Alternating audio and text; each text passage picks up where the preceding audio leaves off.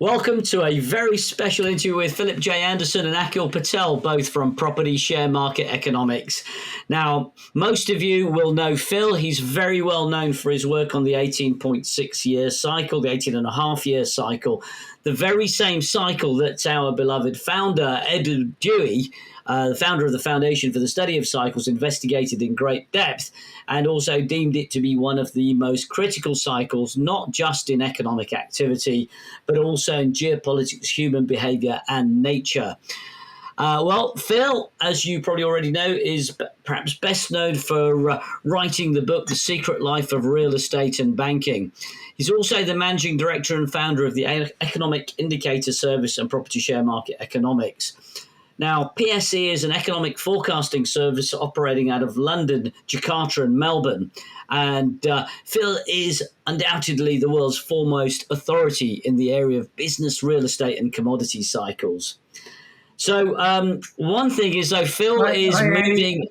Hi, Phil. Good to see you. Yeah, so I gather you're going to be moving away into more research and working with your private clients and also the fund you run. So perhaps this is one of the latter opportunities to really get you in person to discuss bits and pieces.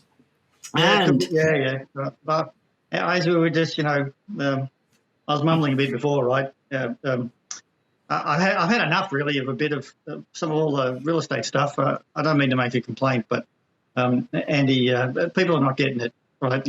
You've done all your work with cycles and stuff, and the more that gets written now, the economic mainstream and the idiots we've got coming through politics, especially in America, they're doing absolutely everything to try and preserve the system, and cycles are just a part of everyday living, right? And they're not getting it, so I think they deserve what they're going to get after 2026. That's my opinion. All right. Well, welcome, Phil. And we're off to an interesting start there. And with this idea that Phil is slowly moving away from the public eye, I want to introduce, in fact, there's no better time to bring in Mr. Akhil Patel, who is business and research partner of Phil's and also a fellow director of PSE. Now, Akhil is also an associate director of the European Bank of Reconstruction and Development and specializes in making short and long-term forecasts relating to markets and commodities. So Akhil became interested in such cycles after his family businesses went through difficult periods during the major recessions in the early 1990s and also 2008. Now he refuses to accept the conventional wisdom that these events could not be forecast in advance. Now we like that, a man after our own heart. And after much study, he has decided to develop a body of work that would help people, be they business owners, investors, or those just interested in doing something with their savings. And so he has very recently published the book, The Secret Wealth Advantage, which really takes a deep dive into the 18.6-year cycle. So we'll be talking about that at length, and we'll be picking some really fine points out. We'll be giving you some great ideas as well. So, and Akhil is no fool. He has 2 master's degrees as well as a first degree in classics from Oxford. So a very intelligent man. So Phil and Akhil, it's my pleasure to host you here at the Foundation for the Study of Cycles. Obviously, we've spent a lot of time together in the past, but with this in mind, let's crack on. So as a backdrop then to this interview, Phil, how did you and Akhil meet and start working together? I think I recall having put out my book, and Akhil was in a questioning frame of mind, and he contacted me as well in London, and we sort of went from there. I'm very happy he did, because he's been able to write stuff and been able to augment what I was doing, right, in a few skills that I don't have. So it was good. It was a meeting of good minds, I think. I'm very happy about that. It was great. He can take on what I started. It's been good. I was hoping somebody would do that. There's been a couple of others as well. It's been great. Great. Well, you've both carried out extensive studies into this 18.6-year cycle, known to some as the nodal cycle as well. Before we get stuck in, can we do an overview of this before we sort of dive into the intrinsic parts of it? So who'd like to take that away and talk about what this 18.6 year cycle is from your work, Phil and Akhil. How do you see it? How do you break it down? And then perhaps we can dive into the subsections very shortly. Well, maybe I can start and Akhil could finish it off. But land has earnings, just like corporations have profits. Land has earnings, and after 1800 particularly, but sort of started in the UK with the Scriveners and King Henry VIII, people got greedy and they started to enclose those earnings of land and then use the earnings as collateral now for bank loans. And once that began, it must lead to a real estate cycle. And once you get that, once you see that the earnings of land, the earnings capitalised forms a price, which people then trade in. Once you see that, the only question then becomes, why has the cycle been so pronounced at pretty much exact 18.6 years? And, so that's the question that the foundation and people have been asking, which is why I'm always happy to talk to the foundation, because people get it there. So then, you ask the question, it leads to a whole heap of research. Dewey asked it. I think the foundation also had some work from Roy Wensley that showed his forecast as well. So, that's the sort of thing, so that's the question that Akhil was asking as well. And Akhil then got into not just an overview of the 18.6, but Akhil went on to do stuff even better with his book to point out what you actually should be doing at each part of the cycle. So that's what I can hand over to Akhil. Yeah, thanks, Phil. So actually, I might just start with the observation that I think. Oops, sorry.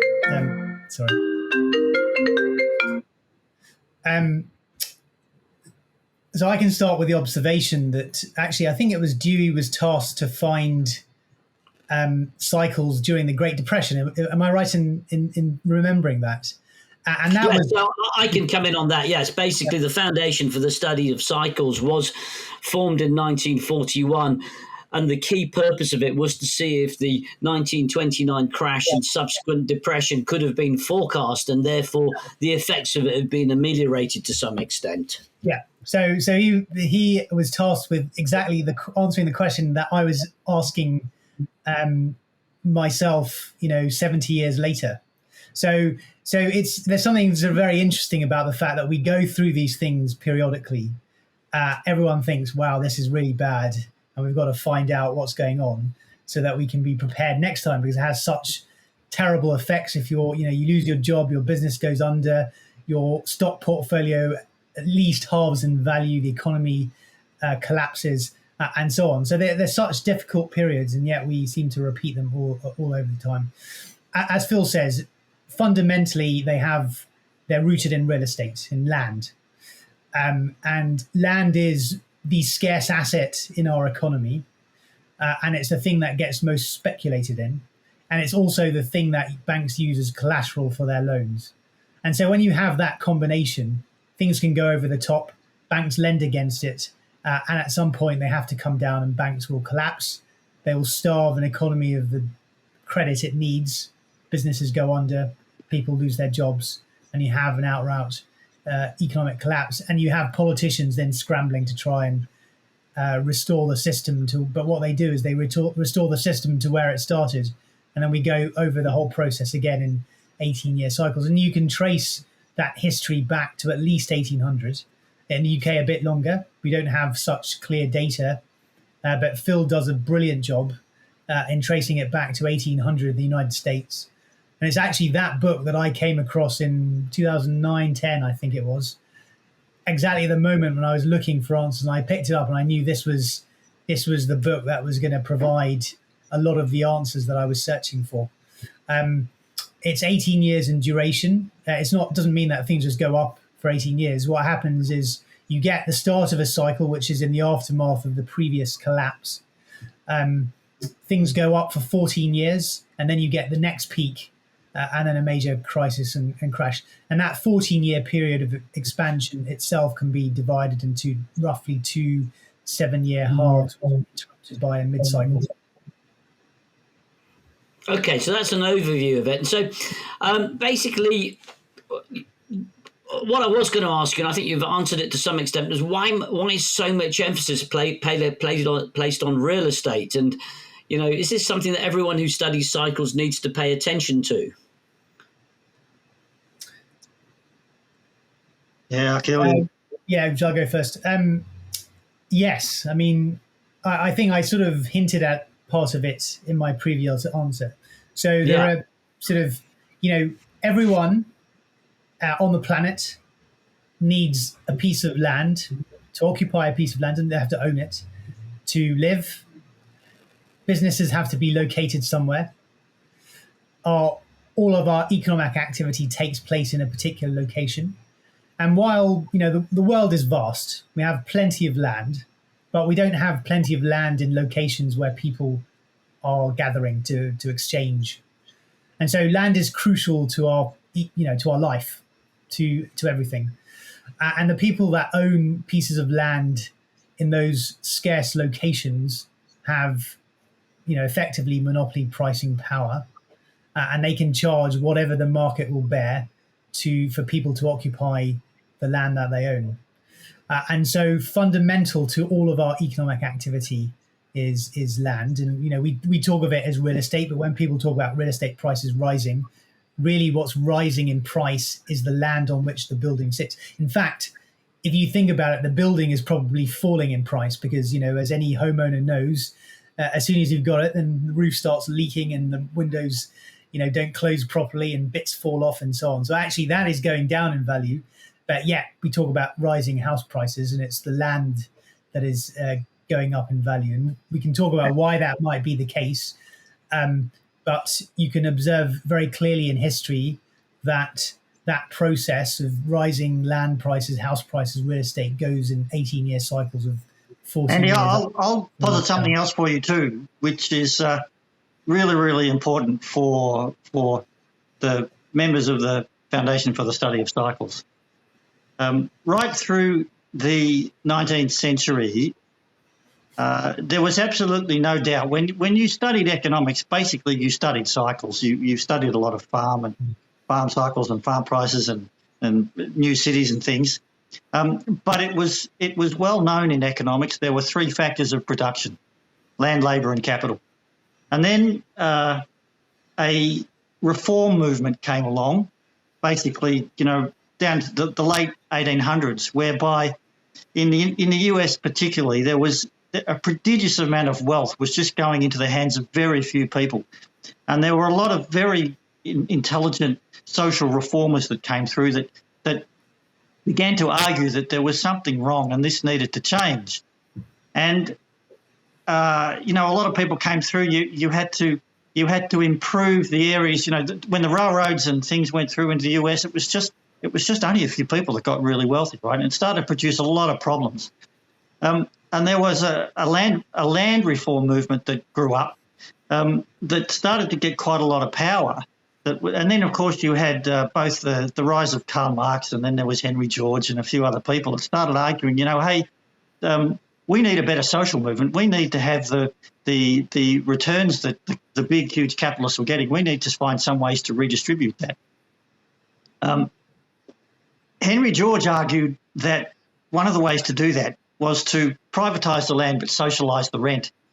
And it was a very big challenge to the major industrialists and landowners and site owners, to such an extent that right up until about 1900, 1910, land reform movements all around the world were deciding that we needed to rate and tax the land quite heavily in order to redistribute the profits. This was a threat. And then I'll also posit, and this is not very well known, I'll also posit that the First World War, in one sense, I think was actually deliberately egged on by some very key people well up in politics, because they didn't think it would last long, but it was done to obliterate the land reform movements and the social movements and put things back into an order of having the kings and queens ruling the world, right? After the First World War, because it went on far longer than the elites thought it would, there was a very big movement, especially after John Maynard Keynes. There was a very big movement to make sure that the understanding of land rent was written out of economics, and that's precisely what happened. And then they found ways to make the economics profession only understand two factors of production: labour and capital. And so land became capital. And once you do that, you obfuscate the earnings of land. It then becomes very easy to hide the whole process of land rent and land being at the heart of economics. And the real estate cycle, one of the cause is the capitalisation of the rent into a price. Absolutely, everybody knew that before the First World War. Everybody studied those social reform movements. Now, this has been completely lost. Whenever economists and students study economics now, they get completely lost, and it's really vital to understand. Now, that whole process was put together and it was written about in a book by Mason Gaffney called The Corruption of Economics. It's really important. Once you see that, you begin to understand that absolutely nobody except people who work in the Foundation for the Study of Cycles and people who are prepared to research them cycles, they will never understand. They will never get it that there's going to be a cycle. Hence, when you understand that there must be a cycle from the capitalisation of land, and the real estate cycle is the most important, you are going to have a substantial advantage on every single other investor, which is why I wrote my book. I wrote it for investors. I didn't write it to change the world. I wrote it to get it out of my head so that I could understand the cycle myself. And then Akhil came along and did the necessary work after that to show you what you should be doing at each point in the cycle. There are 14 years up, 4 down. Akhil shows you what you do each of those 14 years. He shows you how to identify those particular turning points, and then he tells you how to make a profit from it. You know, if you can get that, if your members can get that, they will make money from the cycle because absolutely nobody else will ever see it. It's just such an amazing advantage in having that ability to do that. So, you know, I'm thankful to people like you, Andy, who does the work of trying to organise the foundation so that this knowledge can be kept out in the open. You know, I don't do anything, neither does Akhil, to hide it. It's all there if somebody wants to actually make a bit of an effort to study what it's all about. And I'm thankful that the foundation does that, to make it available for people like ourselves to do something about the cycles. You know, we're not the only ones. You've got other fabulous persons there that do some great work in other fields. But it's absolutely tremendous that somebody makes an effort to do that so that people who can be bothered to sign up to the foundation actually get some decent stuff that they can make money on. I mean, it actually, you can really make some sense because when you understand the real estate cycle, it gives you a framework in which you can understand how the economy functions, you can understand how society lives and works, and you can make a reasonable forecast of what's coming along. Now don't get me wrong, Andy, you know, I've said this to you before. I have absolutely no idea what's going to happen tomorrow, and if I try, you know, and I can't make a forecast. I'm not going to say that, Andy, you know, you're going to walk down some street tomorrow and you're going to meet this person and this is going to happen. This is not what we do, right? I've got absolutely no idea what will happen tomorrow, but I do know, and I've detailed it in my book, the economy has a structure. It's based on land. It's based on the rent of land, which has been written out of economics. Once you get that, you can start to understand how that structure works, and then you can make some very serious forecasts. And all you have to do after that is overlay a bit of GAN work on the stock market, and then you start to see how the stock market works within the real estate cycle, which absolutely nobody gets either. And then you can start to make some serious money, right? And then you can start to see that the US markets, they tank every 7 years, which is 360 weeks. It works within the real estate cycle. You can forecast that in advance. You get 14 years up, which is 168 months. It's a key number. It's a biblical number. It's 14 years. It's the way the Lord made the 7 days. And then you get a 50% retracement, usually both in time and price. And people call me nuts for it and say it doesn't happen. And I consistently, every time I go into a bookshop, I find these idiotic, very well-respected forecasters say, economic writers write these books and say, you can't forecast. Andy, it's nuts. It just gets me so riled up, right? You know, but you can, as you know, you can. You've sort of encapsulated our entire raison d'etre as PSE directors, Phil. Yes. And we should point out, actually, you remember we went to speak to that home builder in 2014. So, quite close to the start of the current cycle. And we said Yes. this was a home builder that had really had some pretty serious financial difficulties in 2008. And they had to sell off a lot of very valuable stock for quite cheap because just to keep afloat. And we pointed out the entire sort of next sort of 10 years, 12 years of how the real estate market would develop and what would happen when the mid-cycle recession would take place, but it wouldn't be the end of the cycle and so on towards the end of that decade into 2020. And we had one of the board directors he came in late. He stood at the back. He had about 2 minutes of presentation, then walked out again.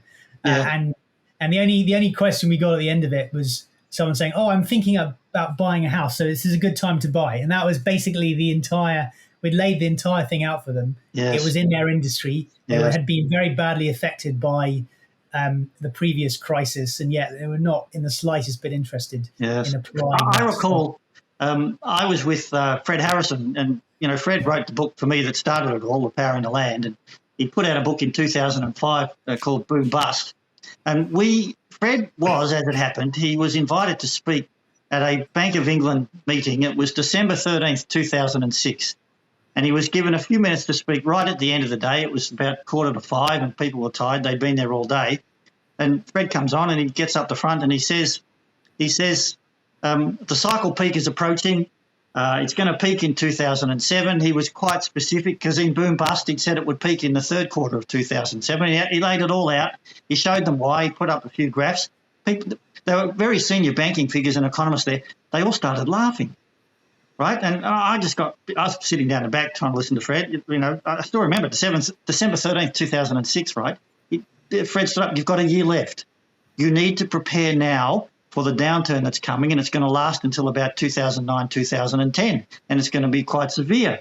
So after they all started laughing at Fred, I stood up from down the back and I said, "You morons." I just got quite animated. I said, you really ought to start studying this because the stuff you need to know has been written out. Well, of course, by that stage, people got up, just started leaving, right, because they just could not accept that somebody could actually make a forecast like that, right? And then, as you've well documented, the Queen turns up at the economics, one of the prestigious economic forums, and she asked a very simple question about the downturn that just happened. She said, "Why didn't anybody see this coming?" No, they deserve what they get, I tell you. Well, great. All right. Well, there's plenty of good information there. Now let's drill down into this. So first of all, the first question I want to ask is that this cycle that we've been talking about here, does it really relate only to the United States and the United Kingdom, or is it more global? Akhil? We see it most clearly in the US and the UK. So the two countries that have undergone the least change politically over that period of time, 200 years. Others have been, split apart, put together again, gone through major kind of reconstruction and so on. But since the Second World War, you see it in most Western economies. And, Northern European countries had a very major crisis in the early 90s, Eurozone, of course, in 2008. Japan was very severely affected by the Second World War. There was actually evidence of it having a cycle before the Second World War, but it had a downturn in the early 70s, but very famously a major one in 1990. It's just such a severe recession crisis that it, in fact, took them the entire next cycle to get out of.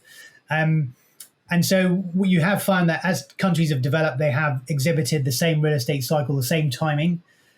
I think the real question now is whether it will continue to happen as India and China join and become very major players in the global economy. But since you've seen other countries absorb the cycle in the same way, I don't sort of feel there's any reason to suspect that they won't. It just remains at the moment a hypothesis. So basically, we're looking at this idea of globalization. Sorry, Phil, go ahead. Yeah. Sorry, I didn't mean to butt in there, Andy, but let me, this is where I think you have to understand again, and I don't want to labour the point too much, you have to understand again the severe limitations that economic has now. They call China a communist country and US is called a capitalist country, but they're neither. They are actually pretty much both the same. In the US, for example, it's supposed to be the land of the free and home of the brave and everything else, but there's very little capitalistic about it. Take interest rates, for example. It's the most regulated market of all time, right? If they really wanted a capitalist economy, why can't they just leave interest rates alone and let the market set the rate? But they can't. The Fed's just tinkering with it all the time. Now you get China. They call that capitalist. They call that communist, but they are both based on exactly the same fundamentals. The only difference is this: in China, the land is sold by local government and it's bought by developers to develop. In America, the land is sold by private individuals to other private individuals to developers to develop and sell. Tell me what's the difference? There's no difference. And so once you start to see that, you realise that both countries now must get a real estate cycle. The only question is, will it time together? Then you have to overlay after that a little bit of knowledge about banking. And so far, the Chinese banks, they're not really international banks. So what happens in China will to some extent, stay in China. And that's why you have to have the US, because it's the US dollar we all trade in. But China's trying to become competitive. But at the end of the day, they're both based on the same thing. It's just how they treat their land. So if you want to know what a country's going to do, the first thing you have to work out is, how does that country treat its land? And both China and the US sell it off. They allow the price, they allow the rent, the earnings of land to capitalise into a price, and then they allow the banks to lend against that so that people can afford to buy it. And when they can't afford to buy it, the banks will simply extend the loan rate, which is what they're doing at the moment, and we get an affordability crisis. Now, you tell me things aren't repeated. Now, I understand things can never, ever repeat exactly the same way. Otherwise, we'd all see it, right? But you tell me this is not a repeat. From 1983 right up to 1989, the Japanese went absolutely berserk buying up art. Did they not? Now you look what's happening. The Saudis are going absolutely berserk buying up football players. They've just now spent, I think it's about $1 billion on 100 players, right, to develop their league. This is going to go right over the top, and it's going to end exactly the same way as what happened to Japan, and it's going to end exactly the same way as what the Saudis are doing. The interesting thing I find about that is, if you follow these things from an esoteric point of view, you find the leader there is going to be 42 by the time you get to 2026.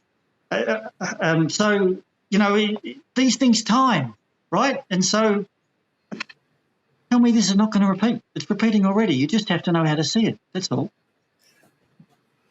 Yeah. Well, fundamental to your work. Sorry, Akhil, go ahead. No, so sorry, I was going to say the Japanese were doing a lot of crazy things in the 80s. In addition to art, they were buying up golf courses and the Exxon building in New York and building all over Hawaii and stuff.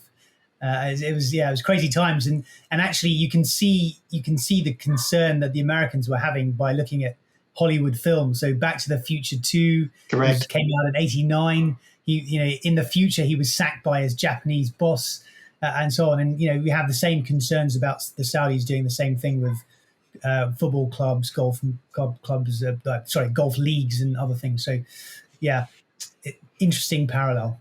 So we'll have to, in a moment, we'll put these into the context point of the cycle. But before we go into that, fundamental to your work is this concept of economic rent. Now, you've already alluded to this, but can you just sort of explain this in simple terms so everybody watching this gets an idea of the concept, and then we can build on that? Another way to talk about it is locational advantage. So Phil has said that land has earnings, and that's its rent, and its price is basically its capitalized earnings. Now, why do those arise? So imagine that you're an enterprising individual, and it's been very rainy in the UK today, and so you're selling umbrellas, and you decide you're gonna sell those by standing outside Victoria Station, which is possibly the busiest station in London. I'm not quite as smart as you, and I stand with the same amount of umbrellas outside of Cockfoster Station, which is where I grew up, which is the end of the Piccadilly line. Clearly, you're going to sell from a day's worth of work, far more umbrellas than I am because of the amount of people in that location. I can say that maybe I'll sell enough to be able to put some food on the table when I get home, but you're going to have a far more significant surplus at the end of the day.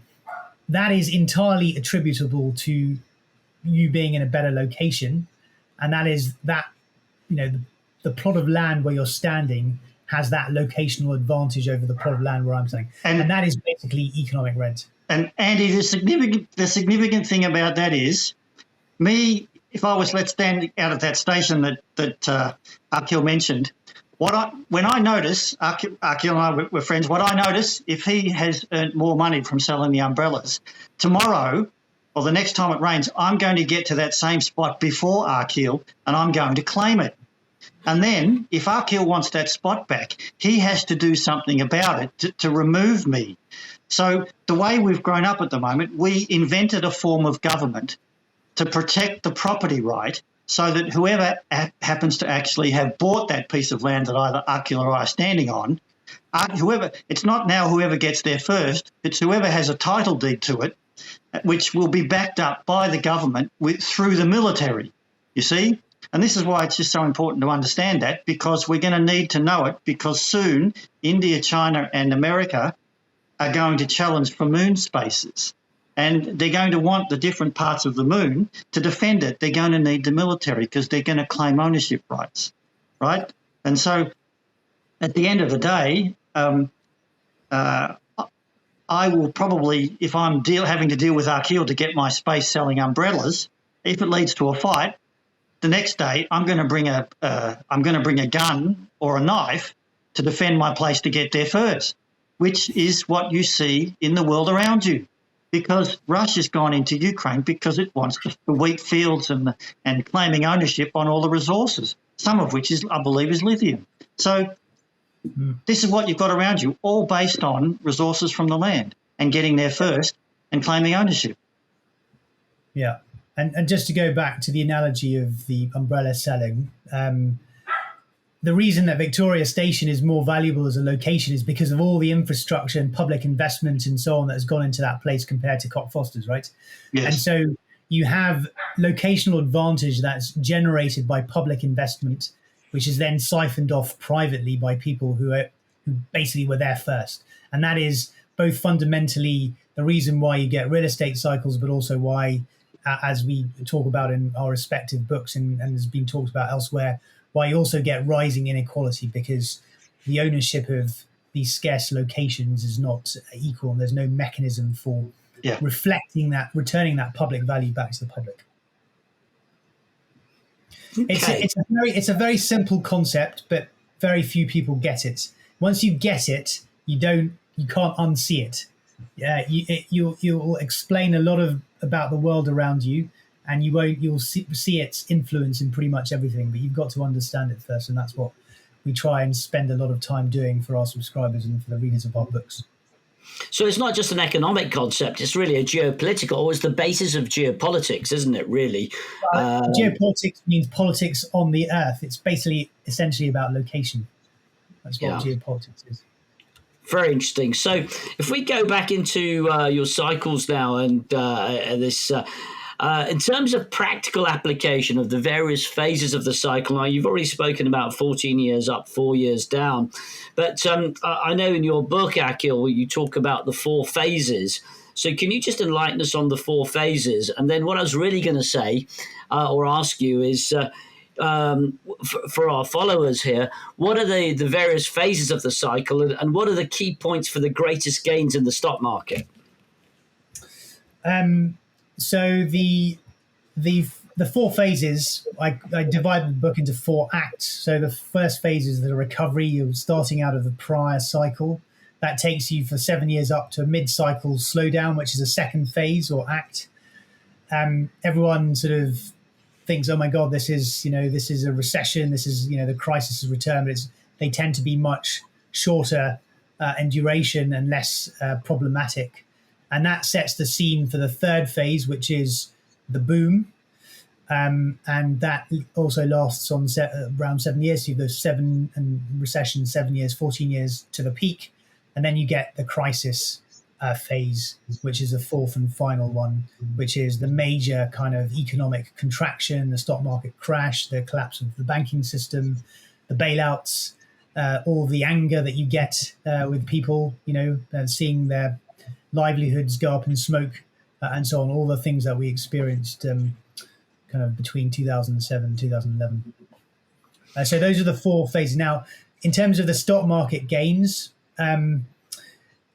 Sorry, before we talk about the stock market, Akhil, so where exactly are we now in the cycle for our viewers here? So the current cycle started around 2012, 2011. There's never a single day when a cycle starts. It's a sort of a phasing process. So we had the mid-cycle recession in 2019, 2020. The world was moving into recession at the end of 2019. People didn't know it. People were listening to Ray Dalio saying that the business cycle had been solved, and Donald Trump saying the American economy had never experienced a boom like that before. Then COVID came and added a bit to the recession, but actually it also added quite a lot to the recovery because of all the stimulus. So we're in the third phase now. We're in the boom phase. We're approaching a forecast peak around 2026, 14 years after the start of the current cycle. And so we still have a bit of time to go before we get to the real sort of crash phase that we've forecast consistently for at least 10, 12 years to be towards the end of the decade. So when Phil talked about the Saudi Arabian nation buying, creating the football league, and we talked about the Japanese folks buying up golf courses, that was all in this same phase. Is that what we're talking about? Well, yeah, the Saudis are doing it now. Japanese were doing it not the last cycle before that, during the 80s. So the peak of the American cycle was around 89, Japan 1990. And all the crazy behavior took place sort of in the second half of the 80s in particular. I mean, it wasn't brilliant for everyone in the same way, but you definitely had one nation that had sort of was taking it to new levels, and in that cycle it was the Japanese. Right. So returning to the sort of the stock market proposition then, what's the best time to get in? Because I know you said that returns could be as much as 450% if I read that correctly. On average. Yeah. So tell us about that. I think that's something of interest to our viewers.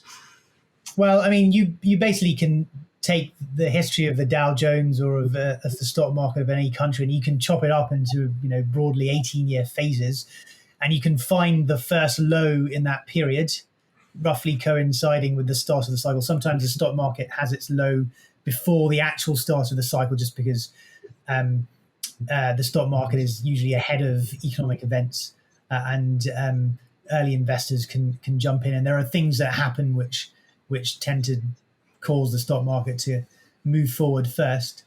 You take that low and you exit at the peak. On average, that gain is 450%.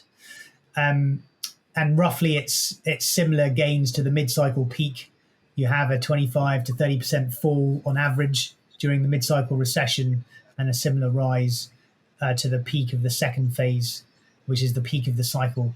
And then the median fall in the Dow Jones since 1800 at the end of the cycle is around 50%. So you have to, if you're going to ride through that crash phase, you have to assume that you're going to lose at least half of the value of your stock portfolio. Of course, if you're holding a lot of banking stocks which have collapsed, you're going to lose a significant amount more. So these are major investment events that you need to be prepared for.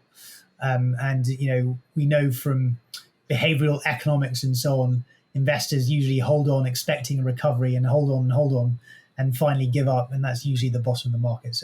So you do have to treat these events with a lot of respect and understand how they work. So what we're saying is that in putting it into the present day, the mid-cycle recession 2019, we had 7 years to that to take us to 2026. Is that what you're saying? Yeah. And, Great. we've been following this now. Well, Phil, obviously, has been writing about this for a lot longer than I have, but we've together been following the current cycle since 2012. I mean, we started working together before that. And, as far as we're concerned, it's repeating like clockwork.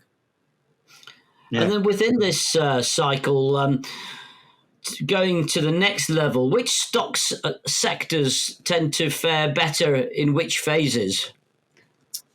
Well, I mean, fundamentally, it depends on what's going on in the economy at any particular cycle. So you can't be too specific, but there are some broad patterns.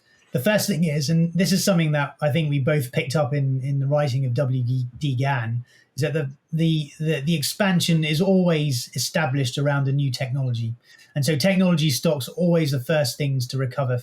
And in fact, the Dow Jones will have a low, or the S&P will have a low in month X, the NASDAQ will typically have a low a few months prior to that and have a higher low when the broader market has its lowest low. So it's ahead of events. So technology stocks, particularly centered around the new technology that tends to dominate the first phase of the cycle. Banking stocks are really kind of in a bad position at that phase. You really don't want to touch them. Real estate stocks start to recover as people start building again. But before you get that, you need to see land prices recovering and prices starting to rise. And so it then becomes economical for house builders to start building again and people to buy them. And so there is a bit of a delayed effect in terms of house building and construction and so on, but that eventually recovers and can tend to make good investments as you get more construction and activity. Commodity prices can follow that, and eventually banks recover, and all this new activity which is taking place in the first phase of the cycle needs finance. So bank stocks then do well. Now, people who study sector rotations will probably posit similar patterns. What we do is we put that into the context of an overall 18-year cycle. In a second phase is much more speculation, much more construction, infrastructure stocks, construction stocks. There's more of a land boom. Home builder stocks tend to do well. Banking stocks do well because banks, most of what they do is lend money for people to buy real estate. It's a very lucrative activity. And so they earn a lot of profits off those loans. There's often in the second part of the cycle a dominant industry, which is attracting a lot of attention, a lot of investment. Well-placed stocks related to that industry tend to do well. Some cycles you get a lot of tension and geopolitical conflict, as we're seeing in the current one. And so defense stocks also do well. And the reason why you get a lot of conflict is because during boom times, there's a lot to be gained from controlling access to resources, from controlling kind of trade routes and so on. And so there's always usually some kind of clash between different parties for reasons that we've talked about earlier. Great. Yeah. Sorry, go ahead, Akhil. Yeah, so some broad patterns to the peak, and then of course the banking crisis. You want to be, if you can, shorting banking stocks and real estate stocks, or just make sure that you ride out. You either sell at the top and have cash or your money in safe assets, or if you are unfortunate enough to see your stock portfolio halve in value, don't sell at that point. You just have to sort of wear the loss and move into some kind of things that's likely to recover. So get ready for the next phase of the cycle, but don't panic and sell out right at the bottom and put your money in cash or something. Right. And then just putting this into context, if we go back, you talk about the technology leaders. I think when we looked at the 29 top, that was sort of fueled, radio was the key thing, wasn't it? And then if we take the next 18 and a half year cycle, we were looking more at aircraft stocks, I believe, and television. Television was the following one, wasn't it, really? And then, of course, we move into the internet boom.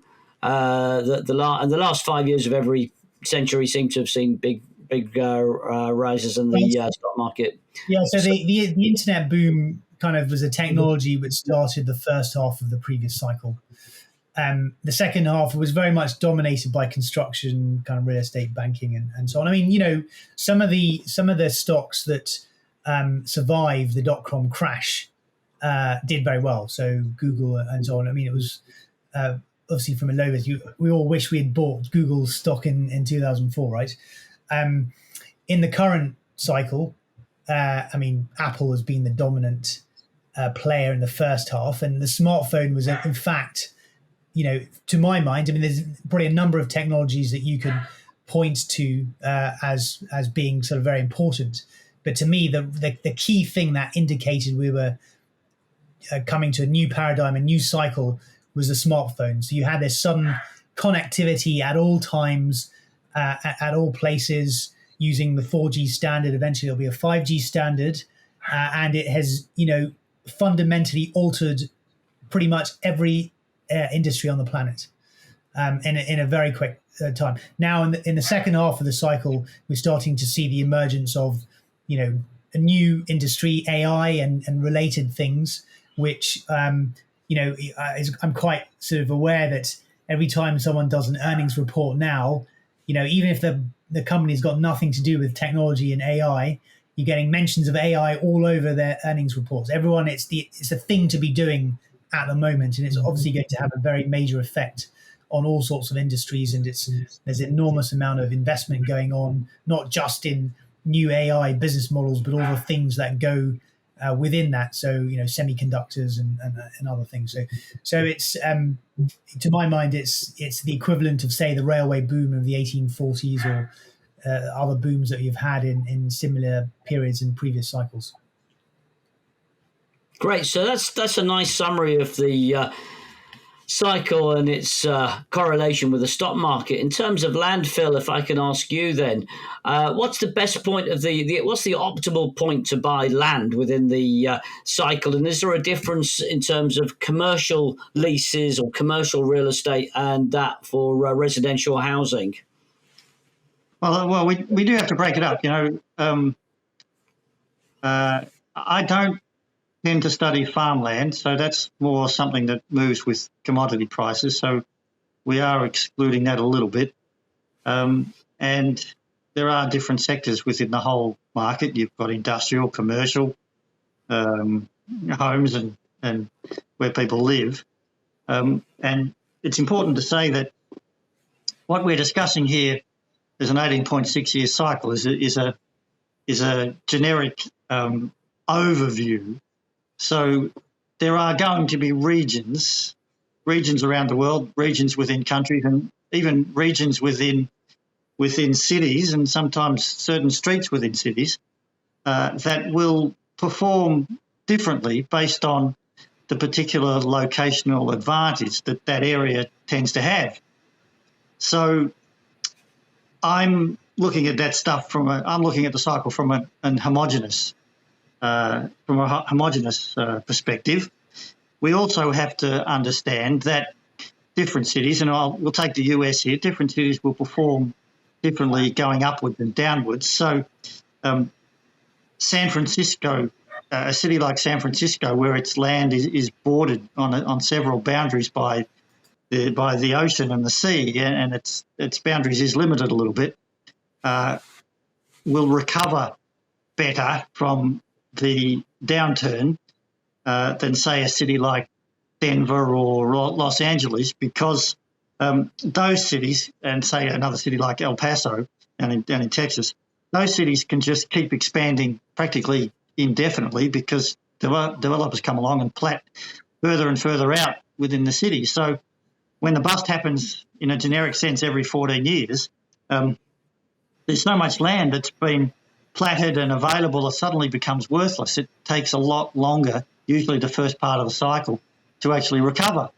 So, when I'm talking a generic 18.6-year cycle, we have to apply, and your viewers have to apply some common sense to the region in which you're looking at it. And, of course, in the United States, there's 50 states, and as I'm sure US citizens know, and I've come to learn, it really is 50 different states. So, but overall, you can apply a generic understanding that gives you a reasonable basis to do some decent forecasting. But what does happen towards the peak is just about everything peaks together, and then the crash will come, dependent upon what's been going on the prior 14 years. So one of the ways you can sort of work out where the biggest crash will be is often where the tallest building goes in. And so any area that happens to build the world's tallest generally sees a pretty difficult downturn. So, in the very early 1990s, Texas got it bad because they had so many see-through buildings that nobody wanted. Towards the end of the 2000s, San Francisco had it pretty bad, and Denver and Los Angeles, because they so much stuff was developed. But San Francisco recovers quicker because of its limited land space and its connections with tech, right? So you have to have those specific understanding of regions. And then, of course, there's always going to be differences with at the beginning of the cycle. Generally, it's residential that recovers first because people have to have somewhere to live. And so generally the cycle kicks off because rents, perversely, at the bottom of the cycle, they start to rise because people they can't afford the house anymore, so they start renting. And then it's quite scientific. The cycle will start to turn upwards because once rents rise, that increases the price of established buildings. So then it becomes cheaper to build. So there's nothing esoteric about that. That's the science of it. Once it becomes cheaper to build, the cycle kicks off. Sometimes in the cycles you can get sometimes something happens. So you might get a bit of a pandemic, which you can't know everything that's going to go on. So we do have an issue at the moment with some commercial buildings where they're probably not fit for purpose, or people don't want to go back to work. So the earnings on those will drop a little bit, hence the price might drop a little bit. But you'll find, because we're not at the peak of the cycle yet, governments will step in and they will find ways of those commercial buildings that are no longer fit for purpose, and it's already happening in London. The council step in and say, hey, we want that building, we're going to convert that to residential because there's such an affordability crisis. So the buildings get repurposed. And so if you're worried about commercial at the moment, don't be, because it'll still move on. It's what you've got to worry about is what happens after 2026, after 14 years up, and everything peaks together and then it turns. Yeah, those are really important points. If you were to, following that, if you were to want to buy at the start of the cycle, which of course is the best time, and everyone thinks, if only I'd bought then, everyone's got that kind of story. You tend to find that the cycle recovers, as Phil said, in the largest cities where there's the biggest population, where people are moving to in search of work and so on. And so, we're in the UK at the moment, centre of London, the centre of Manchester and so on, did pretty well, even probably slightly before the start of the current cycle in 2010. And if you got in then, you really were doing well. But it's not to say that you can't buy at other points. So what tends to happen is that, as land gets more expensive in central locations, it starts to ripple out. And so new parts of cities get built on, and, new areas become favorable. New cities become places where businesses relocate to. And so you tend to find secondary and tertiary cities are the ones that maybe gain the most in the second half of the cycle. And you're seeing that kind of pattern. And in a sense, the pandemic is a new event, but kind of generates the same behavior. You're seeing a lot of companies questioning whether they need to be located in sort of central cities and then going to secondary and tertiary and having people have hybrid working arrangements and so on. And it's making, house prices in those other places quite expensive. And so then the locals who are there saying, we can't afford to live here anymore. And so you're seeing that kind of pattern, not just in the UK, you're seeing it in the US, you're seeing it in even places like India and so on. So there are some sort of aspects of the cycle. It's not simply buying something at the start and selling at the top. You have to sort of understand that land is a locational asset, and there are a lot of different things that different dynamics that go on over the course of the cycle. No, fantastic. And, I can personally attest that Phil was over at our place a few years ago, and my wife said, do you think we should buy now? And I think, Phil, you absolutely nailed it for us. You said, this is the right time. And, over when we were sitting over there at Rose Cottage, and here we are in the other place. And thank you. We appreciate that. So we did very well with that. Thank you. So how do the commodity markets fit in with the 18.6 year cycle? Akhil's the expert there on the whole K-wave bit. Yeah, there are two kind of aspects to that I'll maybe say. The first is just, I mean, maybe the fairly obvious point that when you have a construction boom, so lots of new house building and building of roads and infrastructure, that requires raw materials and that pushes up demand for commodities. And so you tend to find that commodity prices go up, particularly for industrial metals, in the second half of every real estate cycle. Now, in the current cycle, we have another longer term cycle that I talk about in the book that we researched for our subscribers, called the long cycle, or the Kondratiev wave, which was discovered by the Russian economists in the 1920s. And I'm sure your listeners are quite familiar with that. Though not everyone necessarily agrees where we are in the current one. Some people think we're in the downside, and we're very clear that the low in the current cycle was in 2000 with the low in commodity prices, and that we've seen most of the upside since then, and we expect that to peak around the same time as the current real estate cycle. And what you get along with rising commodity prices, and it doesn't mean that commodity prices are rising all that period of a long cycle, but you do get some features that Kondratiev pointed out in his work in the late 20s, which is a lot of internal tension and disruption, partly because of another feature, which is a lot of technological innovation, which then creates winners and losers for different types of industries. And so people in the old industries tend to lose out. It changes a lot of relationships within society, and that creates a lot of tension. And it also creates a lot of tension internationally, because the scope of the world economy is expanding. You need new raw materials, you look for new markets, and so on. And the biggest powers of the day want to control access to both markets and to sources of supply. And so you get a lot of geopolitical tension, which is exactly what we've seen, particularly over the last few years. But it's been building up ever since the start of the current century.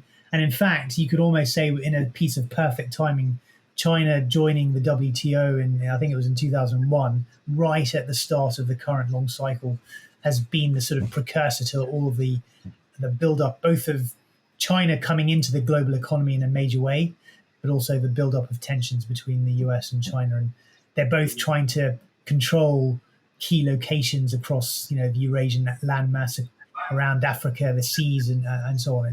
It's building up and up. Well, surely we can argue that actually it's not just a phenomenon of the last 1.5 centuries, but it goes all the way back into the imperialism of the leading European nations and the United States as it formed over the last 200 to 300 years. I think it's the same concept, isn't it? And also we can also put it into this idea of the Chinese policy of the Belt and Road. Absolutely. Yeah. Absolutely.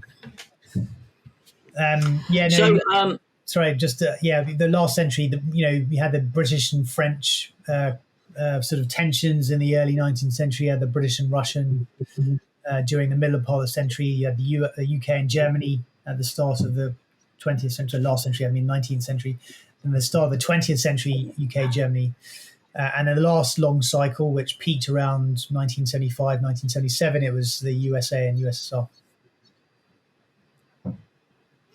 No, absolutely. So just changing the subject slightly, but delving deeper into the background of your research, and a request from Dr. Richard Smith, our CEO and founder of the reformed FSC. He has become a big fan of the work of Henry George. We've already mentioned him briefly, but what is the particular significance of Henry George's work to both? Because you both reference him in your individual work as well. So perhaps you can just take us a little deeper into the importance of his work. And then I'm also going to ask you the same question about Homer Hoyt. Do you want to go first, Phil, on that? That's a tough one, Andy. There's a job being done on Henry George. He advocated the the ownership of land, but the to actually own the land, you had to give up the right to the rent. So that was paid back to the community. I don't express it necessarily that way, but I'm a big fan of what's called the citizens' dividend, and I'm a big fan of how Alaska does it, where Alaska takes its mineral resources, particularly its oil, it collects it in a fund for all Alaskans, and then every single year, at the start of the year, Alaska pays a dividend to all its citizens. It's about $1,500 every single year. So a family of four is getting $6,000 every single year in Alaska to do with what they want, and that's coming from the rents. Now, if enough people decided that that's what they wanted to do and collect a citizen's dividend yearly from the rents of oil and the rents of land, you could abolish every single other tax, every single one. Not only could you abolish the taxes, you then, if you're only collecting the rents of resources, you could actually get rid of every single paid politician on the planet. Now think about that, right? That's what Henry George means to me. Akhil?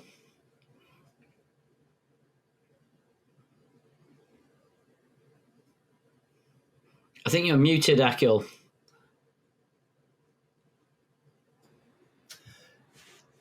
Yeah, I mean, I agree with all of what Phil has said. And I think it's very pertinent to current discussions about universal basic income. If it's actually funded out of rent, it becomes a sustainable kind of thing, as opposed to just a gift of the government based on printing money. So my take on Henry George is maybe it's the same thing, but I was really struck by the fact that when he was looking at the US economy during what was known as the Long Depression of the 1870s, which was the real estate downturn after the peak in 1872, he asked two very simple questions. One was, how is it that we're making such progress as a society, all this technology, we're in terms of wealth, we're far wealthier than pretty much any country in history. How is it that you get these sort of rising inequality? Why is it that some people seem to have so much and some people seem to have so little, despite the fact there's all this progress? And the second thing he asked, in fact, that was his second question. The first question was, why do we get these periodic booms and busts? Now, what I'm sort of very interested in, and I've been studying this now for well over 10 years, is that we seem to be asking the same questions over and over again. Why do we get these sort of booms and busts, and how do they work? And, inequality has become such a big political issue that it's, in some ways, directly and indirectly, led to things like the, Brexit result. Because, people basically don't feel they have any stake in their society, and therefore they would vote for options that will try to wake people up. And so I think Henry George is a very foundational figure. I think he was a very significant threat to the interests of the day, and they, as Phil said, did a number on him. They essentially, and you can see this in the writing of a lot of key economists in the early 20th century. They wanted to create a discipline where Henry George's solution, which was basically to ensure that the rent is returned back to the public and you don't tax other things, they wanted to ensure that Henry George's solution would never be a viable option because the discipline lacked the analytical tools to achieve it. And you have to say that what they did, which was to merge the idea of land with capital, they did a brilliant number on him. They effectively took the most famous economist in history. There's no economist that has sold more works than Henry George, and this was just in the few years to the end of the 19th century. They've basically made him a persona that no one knows about. They don't understand his arguments, and they don't even know who he was, and he's not studied at all. So he basically correctly diagnosed the cycle. He didn't have the timing, but he correctly diagnosed the cycle, and he correctly proposed the solution that we should all have been following all along, and would have had far less disruptive period over the last few years if we had done so.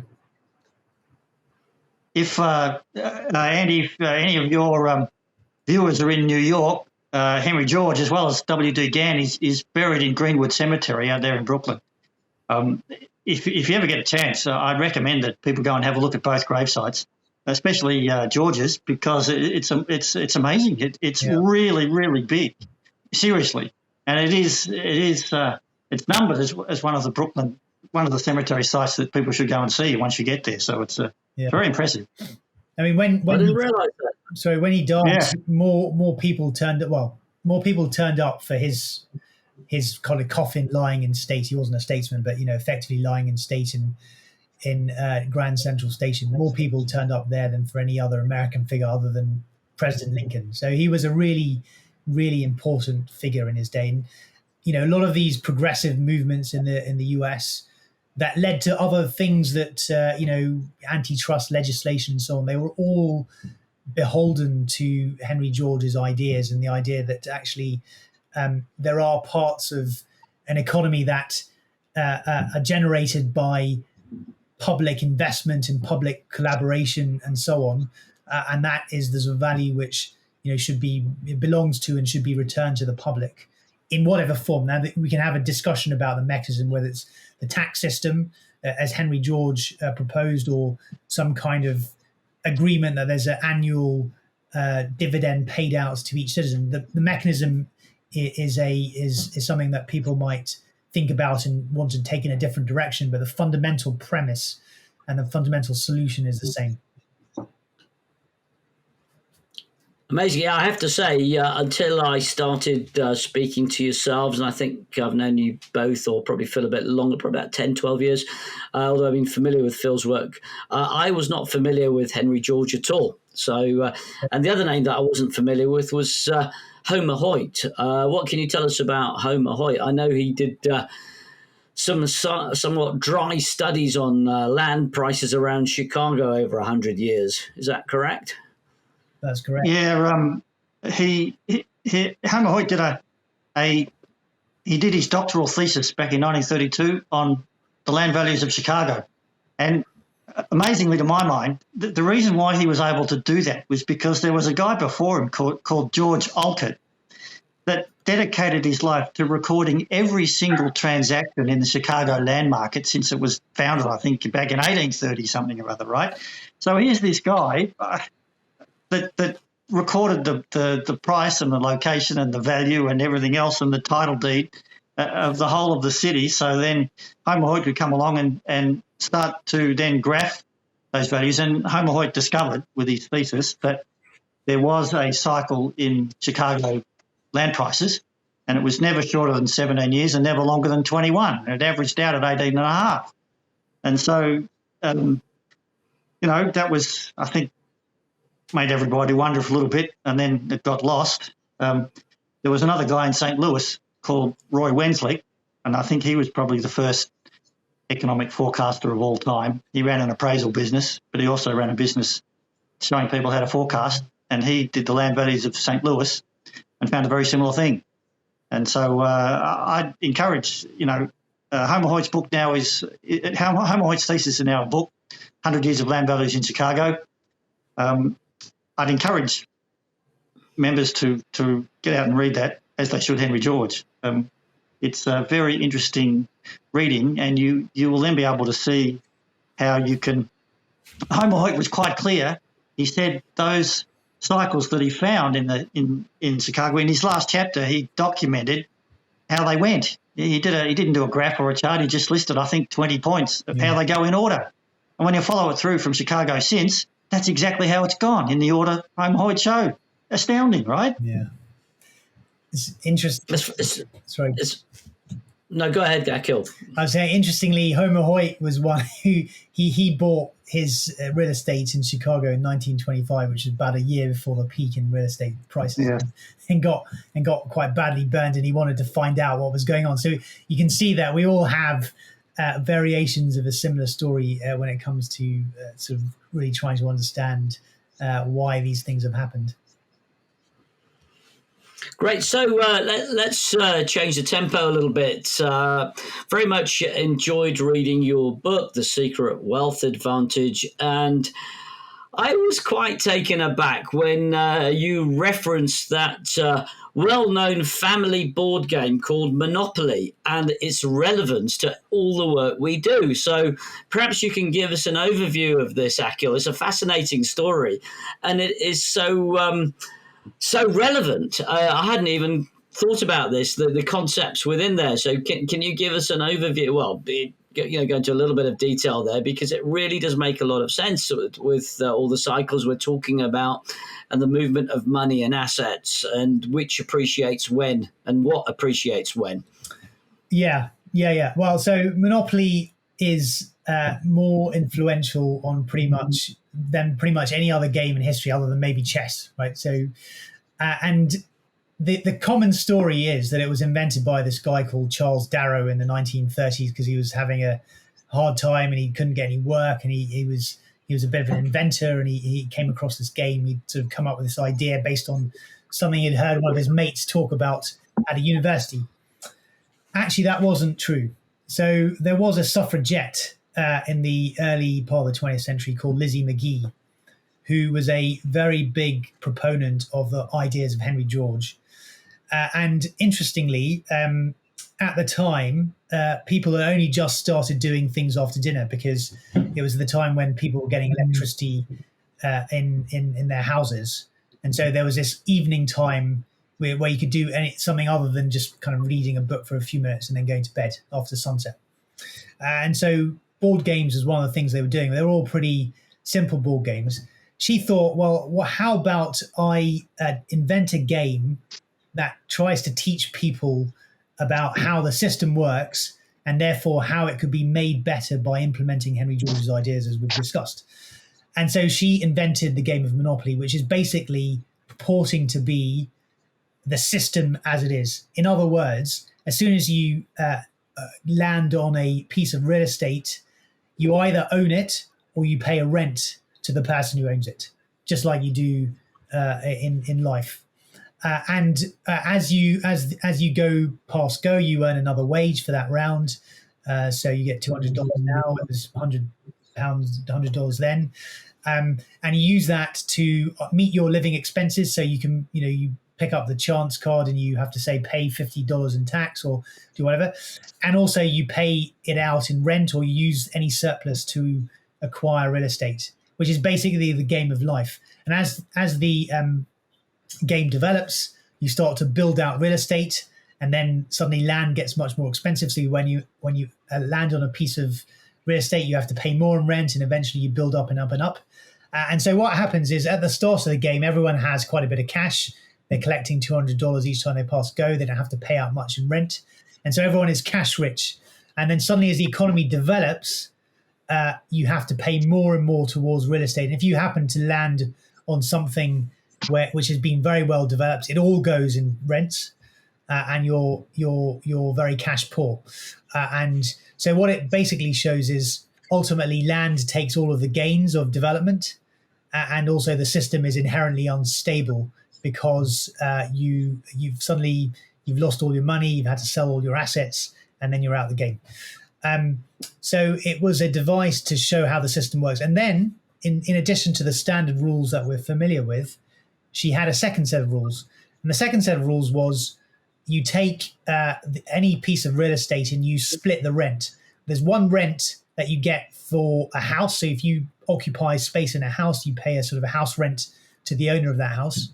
But you pay a ground rent, i.e. the locational value, which we've been speaking about. You pay that into the public purse. And what you find then, as you play the game, is that the public purse gets bigger and bigger. And then, so you know how you have this sort of free education, well, maybe not in a modern Monopoly board, but there used to be this free education space and so on. So, and public utilities, that's it. Over time, the public utilities become free, the education becomes free, and so on. And then you get a bigger amount of money as you pass go. So you get an extra dividend, if you want to use that term. And no one person can effectively bankrupt the other. So the system becomes more stable. And so it basically answered the two questions that Henry George was asking, i.e., why do we get this instability and why do we get this rising inequality? And she designed the answers into her board game. Of course, Charles Darrow heard about this game because he played it while visiting a friend. He was in Philadelphia, and he nicked the idea because Lizzie McGee allowed people to make copies while she was trying to market it to games manufacturers. So he marketed it as his own game. He kind of redesigned the board a little bit, and in the Depression era, everyone wanted to be holding money and wanted to be playing games, and escape from the harsh reality of early 30s American life. And it became wildly popular, and he became a millionaire. Unfortunately, Lizzie McGee, while she wasn't on the breadline, she was much poorer and never got to see the benefits, at least economically, of her game. And in the great irony of all, the second set of rules, which was designed to teach people about how the system could be, was taken out. And so what was supposed to be teaching people about the dangers of property speculation has ever since become the very celebration of property speculation. So unfortunately, it didn't have quite the intended effect it was supposed to. I was totally fascinated by that. I've always just thought of it as a game that sort of roughly relates to life. But when you explained it like that, I thought it's actually completely representing the system that we're talking about. So if we take the 18.6 year cycle and multiply it by 3, we get somewhere around 55 and a half to 60 years, which we've already spoken about the Kondratiev wave just briefly. Tell me more about your thoughts on the K wave and its relevance to, for example, does every third cycle in the 18 and a half year pattern have a greater influence, for example, Phil? Well, yeah, it's a good question. What I've noticed is that on the upside of every commodity wave, and they're about 25 years up, 25, 30 years and 25, 30 years down, on the upside, the recovery out of each land price-led recession, so every 18-year downturn, if you're on the upside of a K wave, the recovery is quicker. I've also noticed that on the upside, because commodities are much more in demand, there's a hell of a lot more cash produced and stored in banks, which gives them a much bigger ability to create credit and lend. And it's now probably the biggest that the world's ever seen. On the downside of the waves, the downside of the real estate cycle has been more elongated. That's what I've noticed about trying to link them. I've also noticed that, once a real estate cycle is really severe in some particular country, and it was 1991 downturn was really severe in Australia, particularly Melbourne, it often kicks off a whole chain of events that starts a really big change in the whole process of the country or the state or the city where it is. And so often where the biggest downturn is, you don't see another serious downturn in that city in the next 18 years, right? So just applying that to Melbourne, really severe in 1991, but up at 2007, 2008, Melbourne was the only city in the world where the property prices kept going up. So, there are a couple of things that you can see when you try to marry the two cycles like that. I've always been interested in the numbers and how they work. They're very good, very interesting numbers, Andy, as you know. Akhil, anything you want to add to that, to the K wave? No, I think the point in particular around sort of bank credit is very important. So on the downside, I think it's a bit more difficult to reboot the system, but actually, I think Kondratiev himself was a bit sort of. I'm not sure he really understood necessarily. We didn't understand the real estate cycle, but he didn't, well, at least not as far as we know. And I think there's an economist called Carlota Perez who writes about technological eruptions and so on. And actually, the timing of her cycles are they're basically Kondratiev's. and she points out that if you get a lot of investment in technology and industries related to technology during the upside of of her cycle, but that's similar to a K wave or Kondratiev wave. But you don't get that so much in the downside, and so a lot of money gets clogged up, and is often used for speculation and other things. So maybe a bit like the 80s, which was on the downside of the K wave, of the last K wave. You can sometimes get some pretty frothy speculative behavior in kind of financial assets and real estate assets, and you'd have to say that. Particularly in parts of Wall Street and in certainly Japan and other places, you kind of saw that in the 80s. There's maybe less going on technologically, but a lot of massive speculation going on. Great, thank you. So what other cycles do you both look at, apart from the 18.5-year cycle? Do you put much emphasis on the decennial pattern, for example, or the 20-year cycle, 60-year cycle, which again we could arguably argue that it relates to the K wave? I think there's 7. You've got the presidential cycle, and I place a bit of importance on the 7-year cycle. Then you've got the real estate cycle, then the K wave, and then you've got that. Andy, you're very well au fait with that 82, 84-year type cycle. And then I've also been looking a bit about what they call the Great Wave, which was stuffed on inflation, how that moves over the last 400 or 500 years. That was David Hackett Fisher. That's been interesting to watch as well. So that's the sort of stuff I've looked at over the years. They do seem to fit. They're not all tradable, but if you know them well in advance, I think the best thing I've known would be the real estate cycle and the 7-year cycle in the Dow, because when you know that's coming up, you can really get prepared. Akhil, how about yourself? Yeah, I mean all of those. Obviously, Phil and I work together, so we think use the same cycles and sort of deploy them in the same way. The only other thing that I'd add to that is the 30-year cycle in commodities. Yes. I mean, the reason, I think we have this sort of discussion with a lot of cycles people, because for them there are cycles, and maybe they say that some people say the longer it is, the more important it is.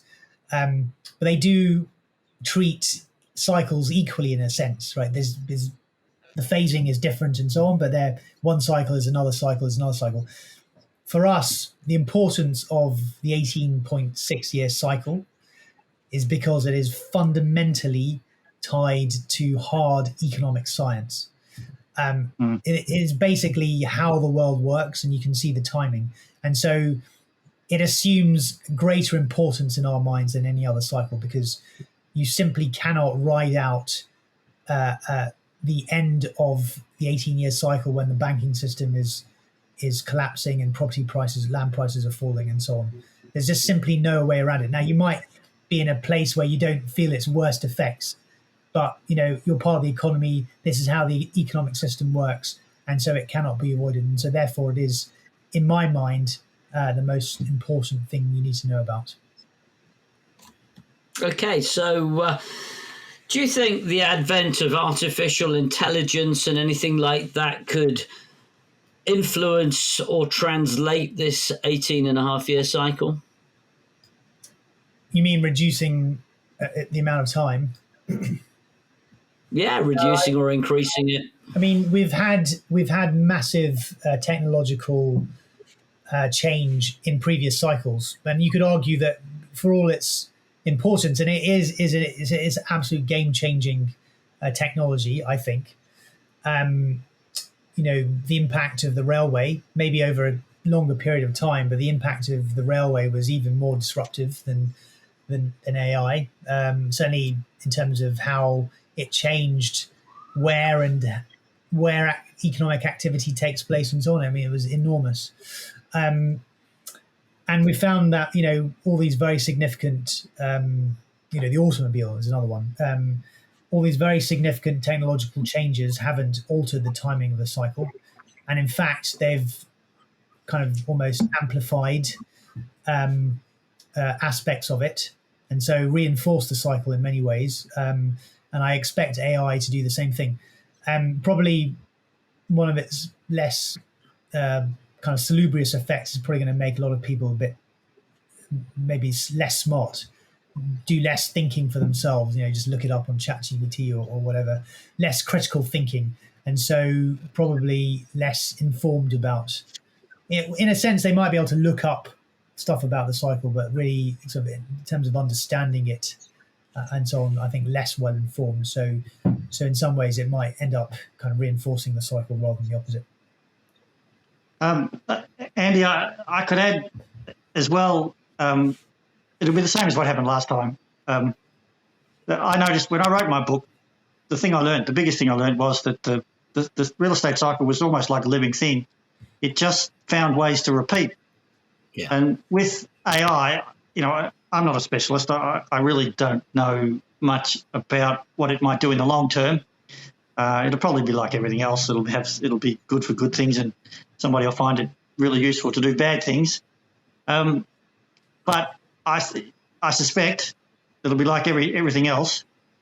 In the next couple of years, just in the immediate few years, it'll be like everything else. It'll be used much in speculation, and it'll make speculation a little bit easier, and it will, like everything else, bring more people into the market, push the cycle even higher until we're absolutely all in by the top, absolutely up to our eyeballs in debt, and then things will turn.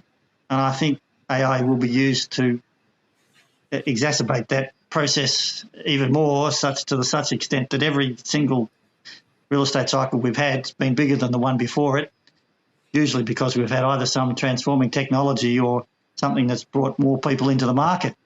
And so more people have come in. When the Berlin Wall came down, that brought Russia into the market.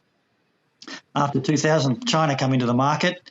We've now had a bit of a game changer as well, with President Biden inviting the Indian president over, and we're trying to retool, and America's trying to retool and shift more stuff to India. That'll bring India into the market even more for the next cycle. So it's going to be enabling technology that'll make the cycle able to get bigger. That's how I see it initially.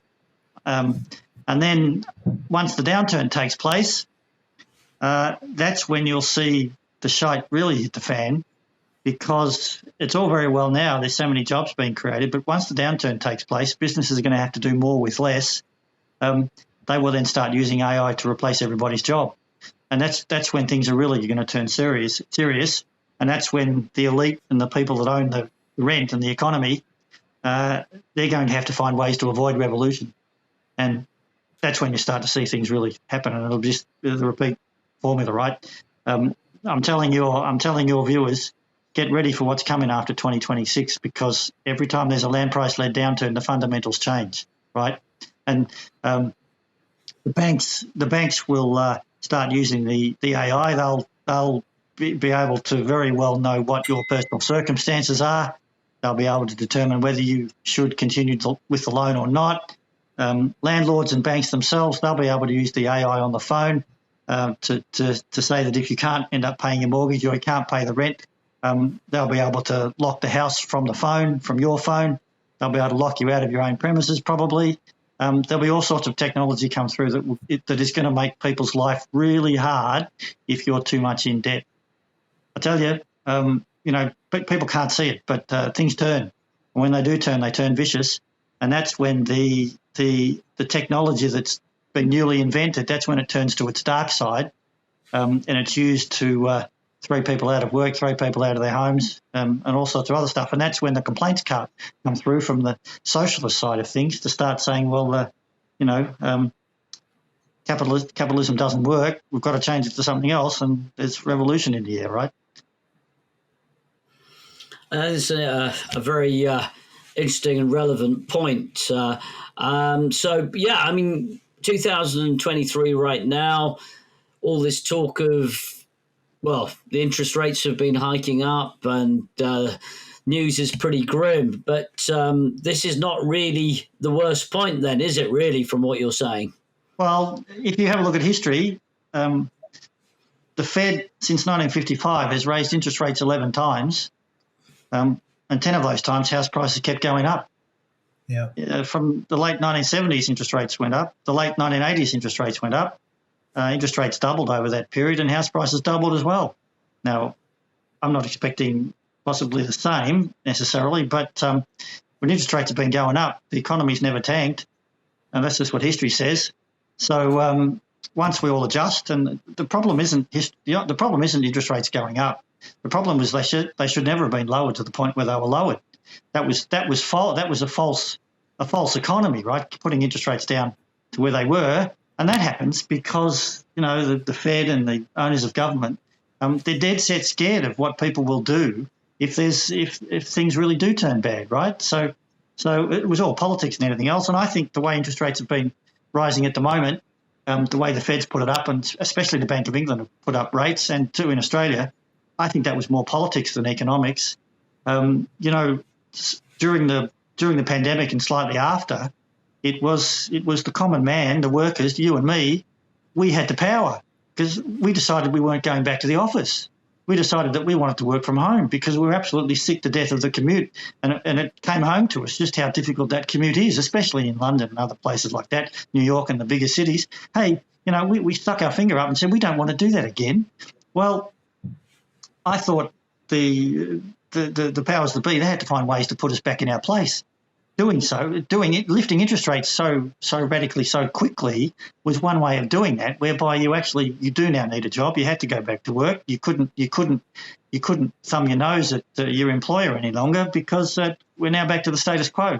So I thought in some ways it was politics rather than economics, and that comes from the owners of the rent, the controllers of the economy, and they want things back to normal. They have to have us in a job. They have to have us full-time employed in work in a job because then it doesn't give us time to think.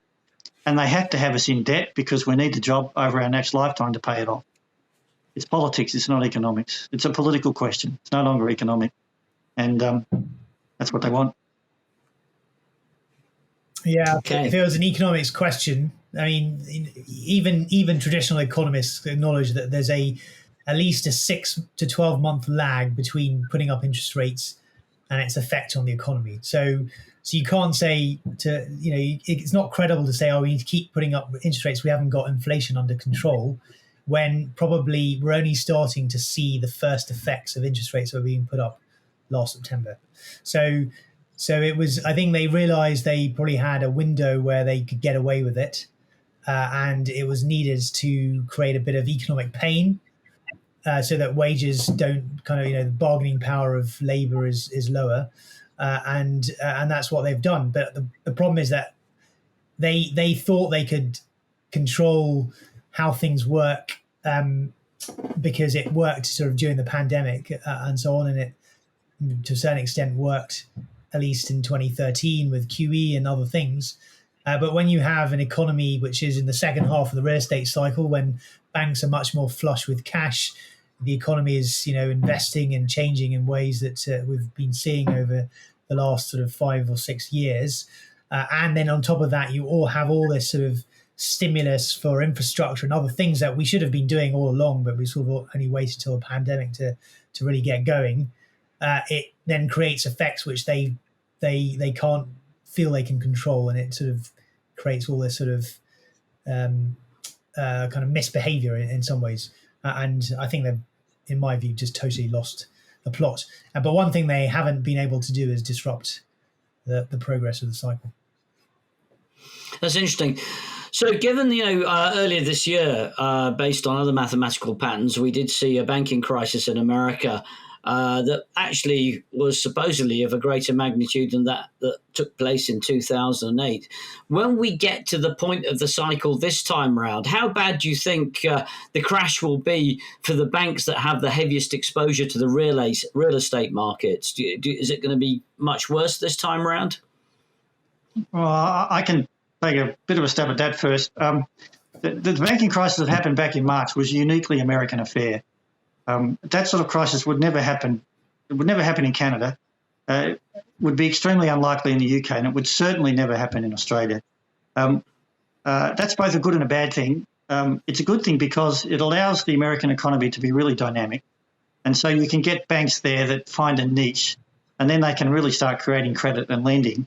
And when they were doing that for a lot of Silicon Valley people and tech people, and at the time, it's creative, and it allows a lot of development and allows for the floating of companies, and it allows the American economy to be really a standout. But it also brings the point where you've got one bank that'll be totally dependent on one segment of the market. So if something happens, then it can very easily bring that bank down. The point was that at the time in March, it just wasn't systemic. It wasn't a banking crisis of one or two banks that had anything to do with land value or real estate. They were basically locked in one market, and it just, for various reasons, there was a bit of a crisis of confidence. And then the bank, when it has the run, and of course it happened in real time this time because of virtually Twitter and people being able to talk to each other in real time, whereby a few very wealthy people decided to get their money out really quickly. So that just made things worse than it otherwise had to be. So, I didn't think it was ever going to be that serious. It's bad for the individual bank, but it was a uniquely American type of circumstance. And Australia's not in a situation where banks like that in Canada or UK where it could ever happen that way. It's both good and bad. Akhil, anything to add to that? And how do you think, is this going to be when we get to the crisis point of the cycle, is it going to be particularly worse this time for the banks? Is it going to be as bad as 2008, 2007, 8? Yeah, it's going to be worse. Just because I think there are two ways in which it's going to be worse. Maybe not necessarily for America in the way that it was in 2008, but kind of you take the entire world as a whole.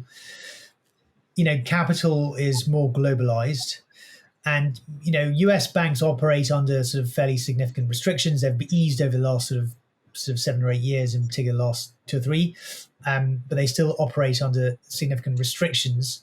And so maybe they are actually a bit healthier than counterparts in other countries. Now, I'm setting aside the Silicon Valley issue for one second. I'm talking about the larger banks. The problem is that you do get cross-border banking, you get capital flowing around the world, and so on. And so it might be something elsewhere that you're not even watching, which triggers the real panic.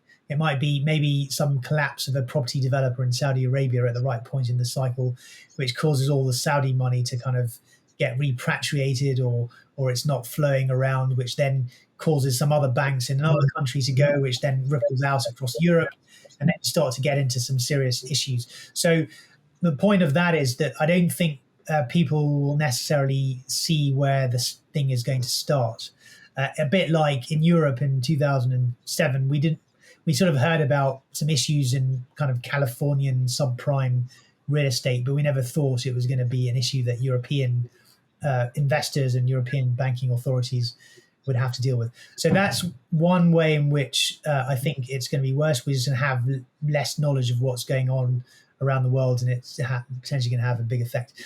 The second thing is that to go back to the theme that we've been touching on throughout this conversation, is that land ultimately takes the lion's share of the gains of progress. And because of most of what banks do is lend for real estate, necessarily means that the amount of exposure in terms of dollars and pounds and euros they have to real estate is going to be much vaster than it was in 2008, which is one of the reasons why, and you alluded to this, it was the biggest bailout in US history, why over time the numbers always get bigger. And so therefore the size of the bailout will also have to be bigger, because it's ultimately intimately tied to the real estate market.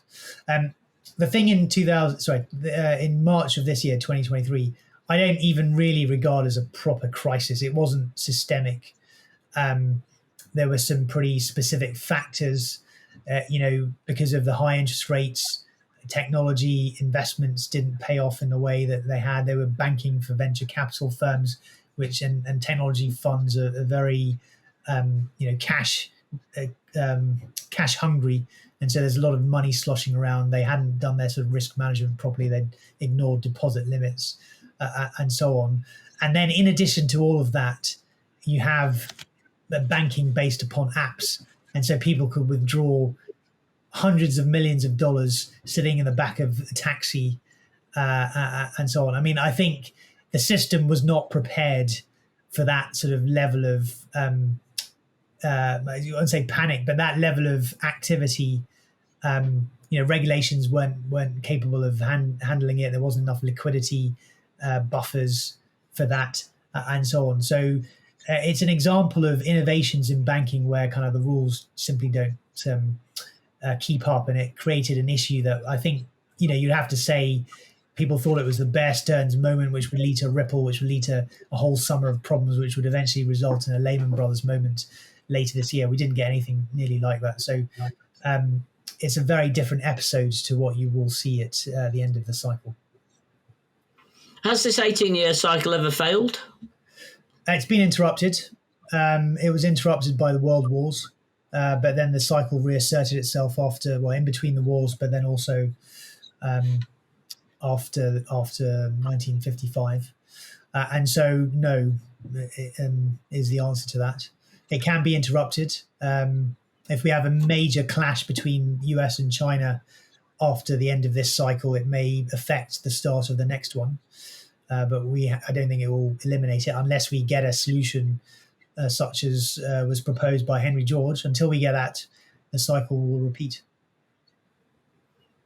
Okay, so moving away from the cycle, what are both of your views on alternative money, Bitcoin, cryptocurrencies, that sort of thing?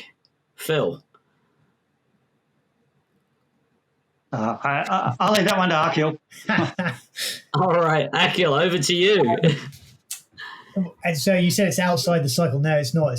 It's very much part of it in a sense. So you always, technology, we've talked about technology changing, the way people do things, and that kind of plays into the cycle. But also in this case, and you see this with other cycles, is that the banking system has always got competition from outside the banking system for ultimately lending towards real estate. And that causes banks to then sort of try and defend their market share by pushing out more loans into the system. And then it ends up in real estate. It pushes a cycle higher than it might otherwise have gone. And so we've never had a cycle where there hasn't been some development like that. And, for all the sort of hype and a hope around Bitcoin, ultimately this technology and this use of alternative currency, and you're starting to see this very clearly, is going into real estate. Even ideas around fractionalization of ownership, you're starting to see fractions of kind of real estate. And so you can have an NFT or whatever, maybe tradable upon some kind of exchange where you own bits of Monaco flat or whatever. So ultimately, Bitcoin and other things based on the blockchain technology, I think will push the cycle to a new high, probably more so than expected. Now you can say maybe Bitcoin will have a role as an alternative to the US dollar, or as an alternative to gold, as a haven and so on. I mean, at the moment it's totally useless as money because you just don't know what it can actually buy you. I mean, I cite the example in my book of some poor chap who used 10,000 Bitcoins to buy 2 Papa John's pizzas in 2013. And when Bitcoin peaked in 2018, I think it was, those Bitcoins were worth $175 million. So, if you have that kind of scenario, it's really not money in any sense.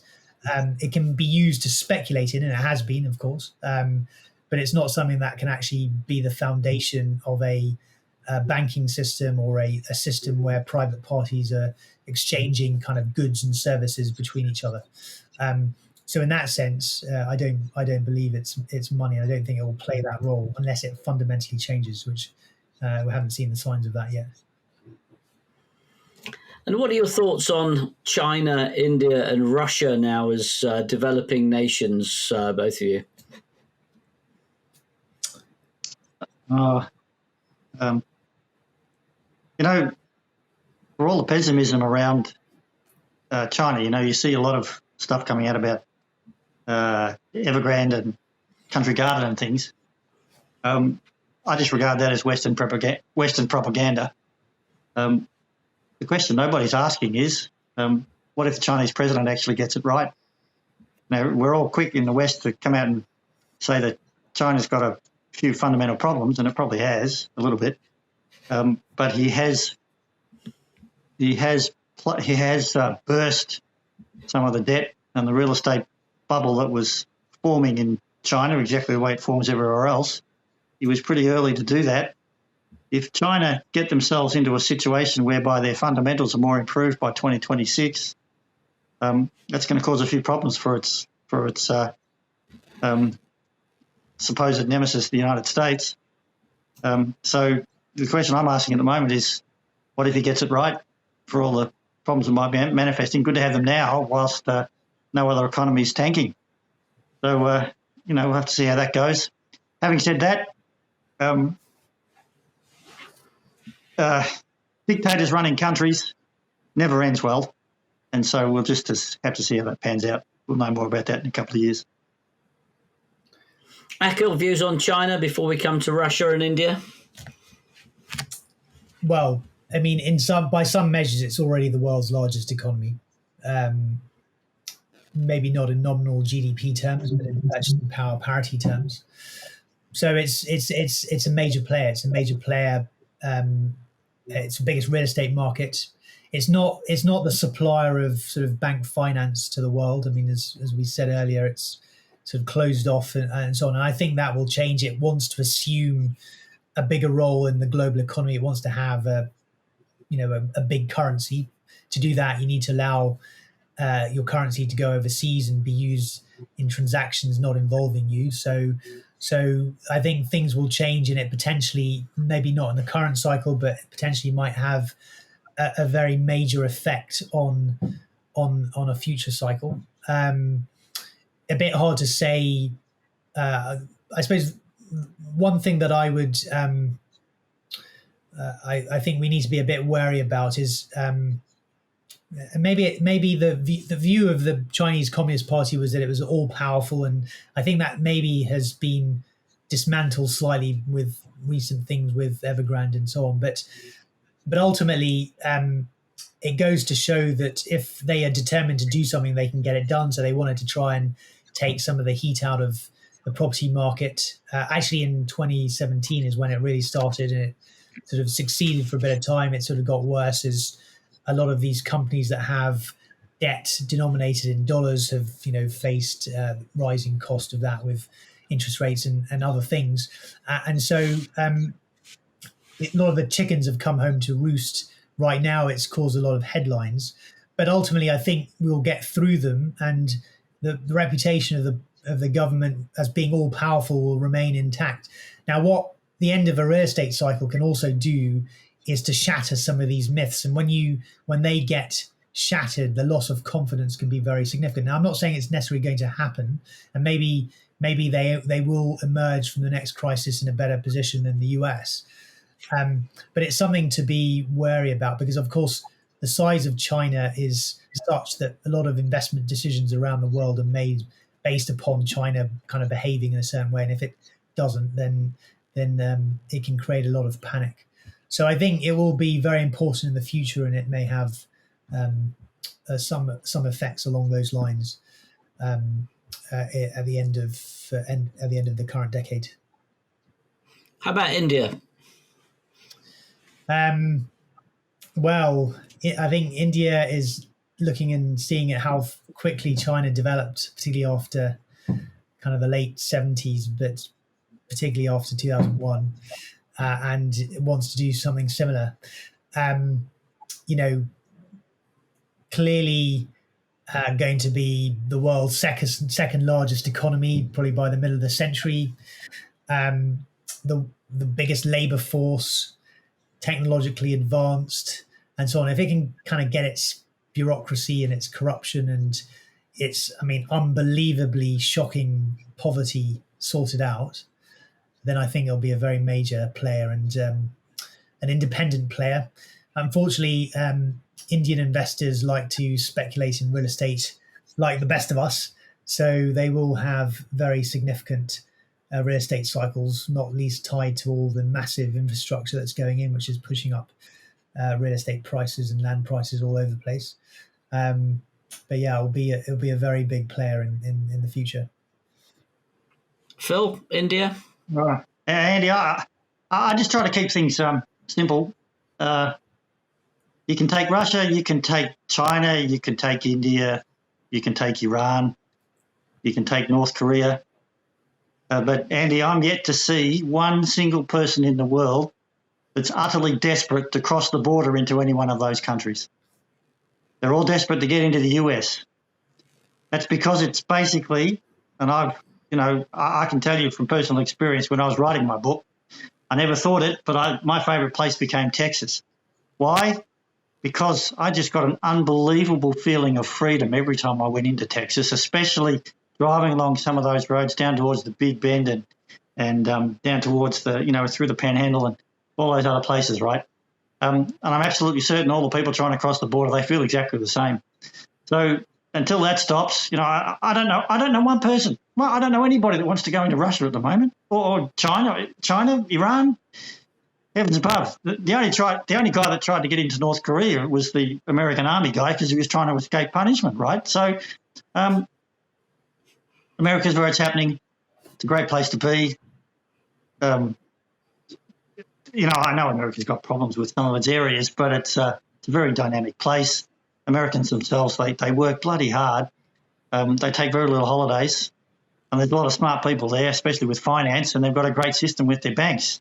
They're going to get an 18.6-year cycle because the land rent is permitted to be enclosed and create credit on it. But until I see a whole lot of people trying to get into all those other countries, for the current cycle, this is irrelevant.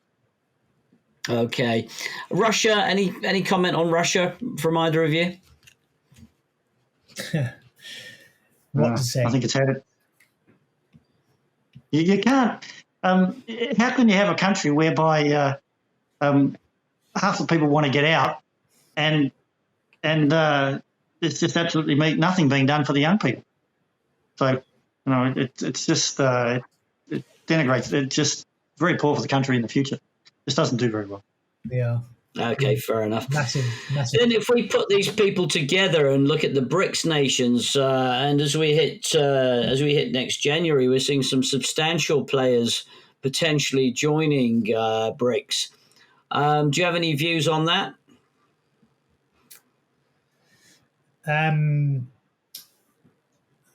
Look, I mean, the global order is changing. We had Western countries running things for a long time since the Second World War, and it was partly generated by the need to have a common position for the Cold War, and that's sort of continued.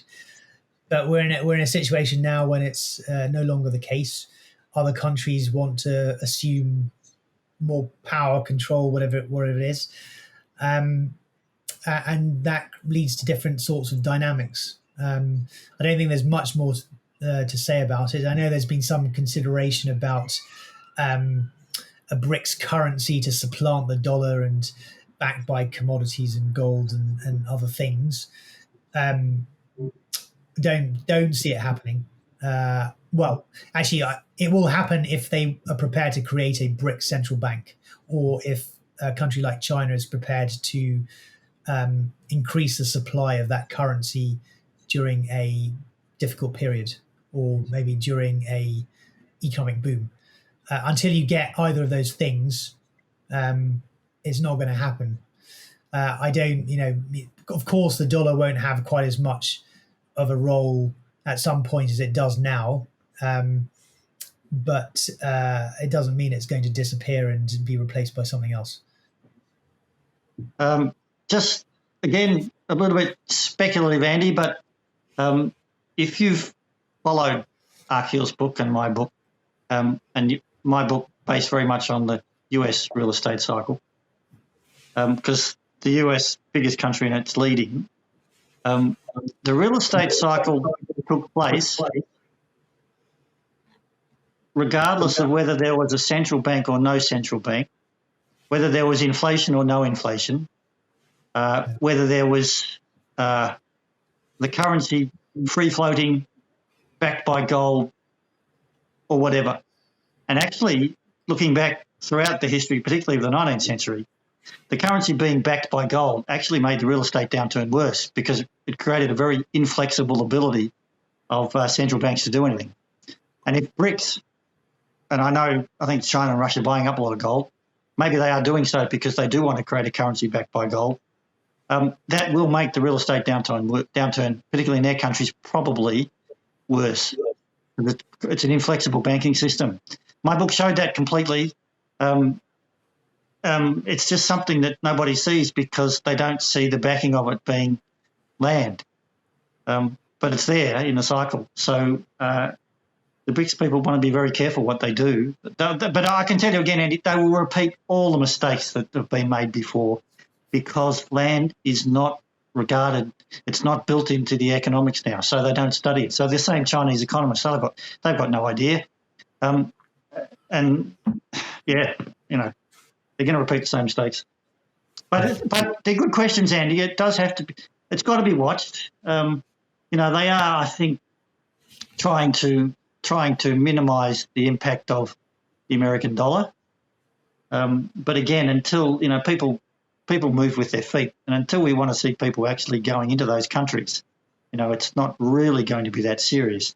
But, you know, the countries in BRICS, I think now the people are joining, the countries are joining, they only hold, what is it, I don't know, 30% of the world's population, 30% of the world's GDP or 45% or something, but they do hold 80% of the world's transactable oil, right? So, you know, there's a geopolitical comment to that, and all I know is that when the real estate cycle turns, it creates a whole set of new problems that the current policymakers have absolutely no ability to plan for, and it's going to make things worse. Whatever they do, you know, my two laws of trading really is that the Fed is always behind the curve, and the government, no matter what it does, will always make things worse. It's just history shows. Well, thank you. So quite a lot of intense stuff coming up over the next few years for us. Now, Of course, we're all big fans and users of cycles. And, of course, we're talking here with the Foundation for the Study of Cycles. And the key here is to stay ahead of the game so we can look after and protect our assets you know, try and do out-survive everybody else is the key of having this knowledge in every way. So, Akhil, in your book, you give a lot of practical advice. What would you share now with our viewers as a positive bit of practical advice for getting over the next phase of the cycle, the next few months and the next year or two? What should we be doing to stay ahead of the game? Well, I mean, you know, I think we're still in an uptrend in the stock market. And so that is still a good investment. Now, you might have your own particular preferences to sectors and so on. But, you know, US home builders have been doing very well this year. They're probably as good as, well, not quite as good as NVIDIA, but, you know, a lot of other technologies sectors and so on. Real estate is in good locations, still a good, fine investment. The thing that you really need to start thinking about as we get more intense activity as the cycle heats up, as you start to see announcements of tall buildings and a lot of speculative behavior, a lot of hedonistic behavior and so on, which are markers of the later stages of the land boom, which is where we are. You know, record prices at auction for artworks and so on. As you're seeing all of that, is you need to start to prepare, and to prepare, you need to have your surpluses less in kind of the stock market, more in safe assets. So the idea being that when the cycle turns down, firstly, you're protected.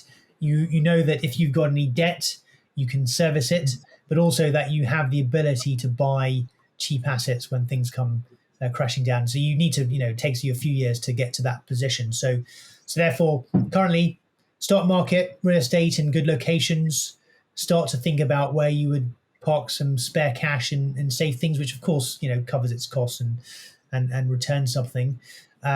Start to pay down your debts. Don't be over leveraged. Make sure that if we have a downturn, you could continue to service your debt. You wouldn't be a forced seller, because you don't want to be a forced seller in a crisis. And yeah, start to get ready. And it's all laid out in the book in some detail. Phil, anything to add to that? Oh yes, I try to keep it again. Just this might not apply to everybody, but from the fundamentals and things. Number one, stop listening to the news headlines. Yeah. So in 2026, don't be at all surprised to see a real headline go right around the world that says, quote, "Blue skies are here to stay." Okay, so when you see that sort of headline, do the opposite. And the second thing is, which I think is really important, you've got to decide of yourself on the upturn, but pay off your house, or get yourself into a situation where your house cannot be taken by anybody else. You own it. So you're not highly in debt on your own house, your own where your living space is. This gives you security of tenure throughout the upturn and the downturn, and just make sure that it's not owned by anybody else. That's not to say pay it off completely, but you put yourself into a situation where should things turn down after the due time, the situation with your own house is not going to put you under any pressure. That's number one. Great. Well, look, gentlemen, thank you so much. Phil, I know you want to sort of slightly step back from the public limelight, so we wish you well with everything we're going to do. I know we're going to meet very shortly. Yeah, Akhil, so Phil's book, for those of you who are not familiar, The Secret Life of Real Estate and Banking, an absolute must-read. And Akhil, very recently in the last few weeks, has released The Secret Wealth Advantage, which really breaks this. I mean, we have not even scratched the surface of what's in that book there, where it goes into every single subsection of that 18-and-a-half-year cycle. And, of course, so relevant to us at the foundation, as Edward Dewey put so much time and effort into looking at that particular cycle. So, gentlemen, it's been an absolute pleasure. Wishing you well, and thank you so much for talking to us at the Foundation for the Study of Cycles. Yeah, thanks, Andy. You're welcome. For having us. You're welcome. Hey, Dan.